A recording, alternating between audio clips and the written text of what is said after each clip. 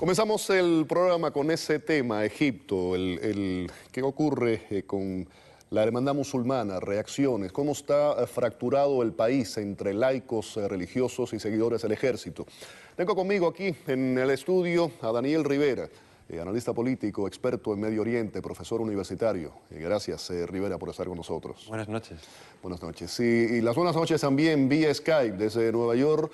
Nos acompaña el profesor Carlos Rizawi, analista político internacional, experto en violencia política y seguridad internacional. Carlos, saludo en la distancia. Igualmente, gracias, Guillermo. Vamos a comenzar allá en Nueva York con Rizawi. ¿Qué reacción, qué lectura le da a estos acontecimientos que coinciden además precisamente con el tercer aniversario del inicio de la llamada primavera árabe y de las revueltas en Egipto? Bueno, evidentemente la oposición, y en este caso, a pesar de que le atribuyen a la hermandad musulmana ha negado que ha participado en estas actividades, pero el grupo de Ansar Beit Magdis, que serían los campeones de Jerusalén, son los que reclaman responsabilidad por el hecho y son los mismos que han reventado varias bombas en el Sinaí y en otras partes también, y que tienen una ideología en cierto punto similar, una ideología radical de una imposición de un Estado homogéneo islamista a la forma como ellos interpretan el Islam, o sea que las facciones, a pesar de que pueden ser que sean divergentes del punto de vista religioso, del punto de vista ideológico, son similares de crear una sociedad homogénea y religión tomar el lugar público, que fue el golpe de Estado político que hizo Mursi, pero cuando Mursi vino al poder trajo un programa solamente para musulmanes. Y también es el aniversario, como usted dijo, del tercer aniversario del derrocamiento de Mubarak, y los seculares que se sintieron marginalizados bajo Mursi están ahora reaccionando nuevamente. O sea que la sociedad está quebrada entre seculares y religiosos, y está también quebrada entre los religiosos mismos, entre los distintos grupos religiosos musulmanes y los cristianos, y los seculares están también fracturados entre grupos de derecha y grupos de izquierda y muchos grupos diferentes. O sea que todo el país está fracturado, balcanizado desde el punto de vista político. Como estaba diciéndonos ahora el profesor Rizawi, Rivera, divisiones dentro de las divisiones ya establecidas, ¿no? Realmente se complica mucho el tema. De una u otra forma, ¿podemos ver estos grupos, aunque no sea en sí la hermandad musulmana, podemos verlos como seguidores de Mursi? No, no lo creo. No, yo creo que los seguidores de Mursi los puedes ver en las calles, los puedes ver en manifestaciones. Quizás algunos grupos más violentos, ¿no?, en las calles que se han manifestado utilizando cócteles Molotov, pero dudo mucho que una milicia, si ves las fotografías, como ves, es una bomba bastante potente, o sea, tiene que ser alguien que conoce bien lo que está haciendo, es decir, gran cantidad de explosivos. Yo creo que es una milicia o alguien con conocimientos militares así, y solo grupos terroristas podrían, ¿no?, hacer un atentado así. Él ha apuntado muy bien a este grupo, los partidarios de Jerusalén, que parece ser que es un grupo con un componente no solo islámico, sino muy tribal, muy beduino, de la zona del Sinaí, que podría estar detrás de estos ataques, así como otros grupos islamistas. Yo esto veo como una especie de onda expansiva que viene de Siria un poco. El conflicto en Siria es la máxima expresión de esa división entre islamistas y seculares. Y así como muy bien ha indicado el profesor, pues vemos la fragmentación dentro de la fragmentación, y podría incluso fragmentarse más e incluso llegar a lo que estamos viendo en Siria. Dios quiera que no. Hablábamos de estas divisiones, Rizawi. Yo mencionaba anteriormente, por un lado, laicos, religiosos, el ejército. ¿Esto es una bomba de tiempo? Es una bomba de tiempo porque los religiosos islamistas van a seguir en su lucha.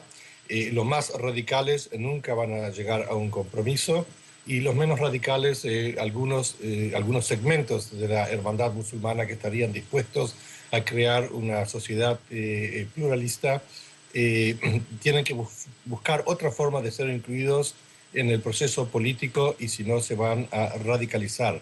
O sea que esto es una situación que ya viene de hace 60 años y si el nuevo gobierno después de las elecciones es serio de tratar de imponer pluralidad política y secular y separar religión, Estado, separar las tribus y permitir a todos los grupos seculares y aquellos grupos religiosos que quieran participar dentro del proceso político en libertad de expresión y libertad de participación política, se podría marginalizar el problema, pero no eliminarlo.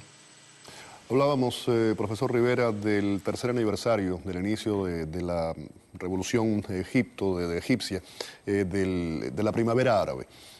¿Ha sido un espejismo lo que ocurrió? No, yo creo principio, ¿a dónde ha ido esto? No, es un hecho consumado la revolución árabe, por supuesto. Sin embargo, lo que yo observo es que la revolución árabe se ha desarrollado de forma muy distinta según miremos, ¿no? En Túnez...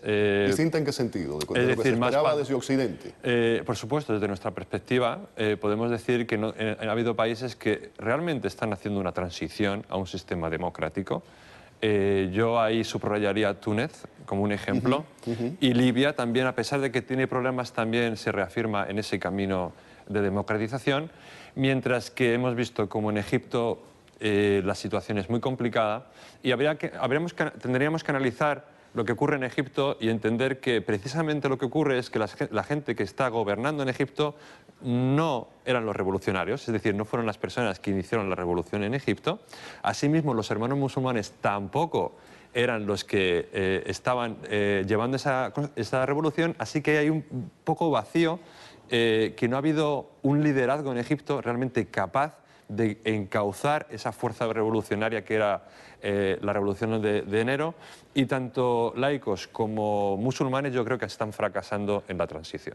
Rizawi, nos ponía ahora el profesor Rivera, hablaba del tema de Túnez como tal vez la gran excepción en la región. Ahora, los que no quieren cambios sustanciales de fondo en la región pueden poner el caso de Egipto y otros más como un ejemplo del fracaso y de que no se puede hacer en la región, no puede hacerse cambios tipo Occidente. Sí, bueno, yo pienso que el problema principal para la instalación de una democracia al estilo occidental es que la democracia no es solamente el gobierno de la mayoría, pero más importante que el gobierno de la mayoría es el respeto al derecho de las minorías y crear reglas de juego que le permitan a las minorías algún día llegar a ser la mayoría. Y en todas las democracias, entre comillas o sin comillas, que se están desarrollando en los países árabes del Arab Spring o en África, las leyes que protegen los derechos políticos y los derechos de expresión y los otros derechos de las minorías son un poco flojos, sino que piensan que es cuestión solamente de mantener la mayoría. Y si siguen en ese camino, yo pienso que les va a demorar mucho tiempo poder instaurar una democracia que pueda liberarse y subyugar a la tiranía de la mayoría y también eliminar la violencia política de aquellos grupos que no son integrados. Una buena definición. La democracia es el respeto a las minorías, algo que inclusive en nuestro continente, en muchos de nuestros países, desafortunadamente no se cumple. Estoy de acuerdo, estoy muy de acuerdo con las afirmaciones que acaba de hacer, ¿no? Hay una falta de cultura democrática, eso es evidente. Hay países que están intentando hacer un gran esfuerzo, pero otros, como en Egipto, desgraciadamente están fracasando. En Siria lo hemos visto también. En Líbano la situación es muy tensa, también entre grupos radicales y grupos democráticos, y por no hablar de Irak, que la situación en Irak también es muy preocupante. Así que... ¿dónde va la primavera árabe? Si fuese esa la pregunta, yo no sé muy bien, porque hemos visto que ahí parece avances hacia adelante y en algunos casos ha habido cosas buenas, pero en general parece que estamos yendo hacia atrás, ¿no? Y en el caso de Egipto, por ejemplo, vemos como el ejército ahora, el Sisi, el general que dio el golpe de Estado contra los hermanos musulmanes y que encarceló al Mursi, está hablando ya de presentarse a las elecciones, ser el nuevo Mubarak, ¿no? Otra vez. Es decir, como que estamos volviendo... Parece algo cíclico. Exacto, estamos volviendo a lo que había antes y bueno, pues desafortunadamente ese puede ser el caso, ¿no? Volver otra vez a lo que ya había. Profesor Rivera, muchísimas gracias por haber estado con nosotros. También gracias al profesor, analista político internacional Carlos Rizaui, nos acompañaba vía Skype desde Nueva York. Buenas noches. Muchísimas gracias, Guillermo. Vamos a la pausa. Al regreso se relanzan las relaciones México-Cuba justo en momentos en que el gobierno de Raúl Castro vuelve a apostar por el petróleo para tratar de salir de la crisis. Más adelante vamos a tener aquí una entrevista exclusiva a mano limpia con el exalcalde Manny Maroño. No se lo pierdan.